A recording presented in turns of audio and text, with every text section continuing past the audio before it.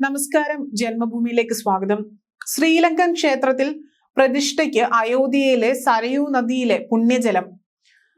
ദ്വീപ് രാഷ്ട്രീയത്തിലെ സീത ഏലിയ എന്ന ഗ്രാമത്തിലെ സീത അമ്മൻ ക്ഷേത്രത്തിലെ പ്രതിഷ്ഠാ ചടങ്ങിനാണ് സരയൂ നദിയിലെ ജലം ഉപയോഗിച്ചത്.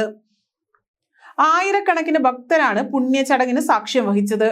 ശ്രീലങ്കയിലെ ഇന്ത്യൻ ഹൈ കമ്മീഷണർ സന്തോഷ് ദാഡ, ആത്മീയ ഗുരു ശ്രീ രവിശങ്കർ തുടങ്ങിയ പ്രമുഖരും ചടങ്ങിൽ ഭാഗമായി. ശ്രീരാമന്റെ ജന്മസ്ഥലമായ അയോധ്യയിൽ നിന്നും സീതാദേവിയുടെ ജന്മസ്ഥലമായ നേപ്പാളിൽ നിന്നും ക്ഷേത്രത്തിന് പവിത്രമായ വഴിപാടുകൾ ലഭിച്ചതായി ശ്രീലങ്കൻ മാധ്യമമായ ന്യൂസ് ഫസ്റ്റ് വ്യക്തമാക്കുന്നു. ഇന്ത്യയിൽ നിന്നും നേപ്പാളിൽ നിന്നും അയച്ച വസ്ത്രങ്ങളും മറ്റു സാമഗ്രികളും തിരുപ്പതിയിലെ ശ്രീ വെങ്കടേശ്വര സ്വാമി ക്ഷേത്രത്തിൽ നിന്ന് അയച്ച 5000 ലഡുവും സമർപ്പിച്ചതോടെയാണ് ചടങ്ങിന് പരിസമാപ്തിയായത്. അയോധ്യയിൽ നിന്നെത്തിച്ച വഴിപാടുകളിൽ ശ്രീരാമ വിഗ്രഹം കൊത്തിയെടുത്ത കരിങ്കല്ലും ഉൾപ്പെടുന്നു.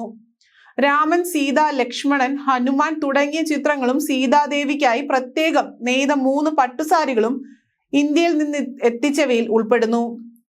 അയോധ്യയിൽ നിന്നുള്ള പ്രതിനിധി സംഘമാണ് അമൂല്യമായ വസ്ത്രങ്ങൾ ശ്രീലങ്കയിൽ എത്തിച്ചത്.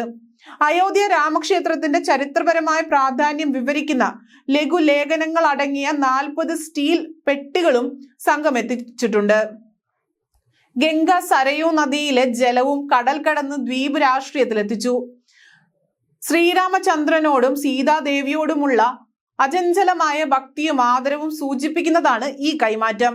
ഇന്ത്യയും ശ്രീലങ്കയും പങ്കിടുന്ന ആത്മീയ പ്രാധാന്യവും സാംസ്കാരിക പൈതൃകവും ഇത് എടുത്തു കാണിക്കുന്നു.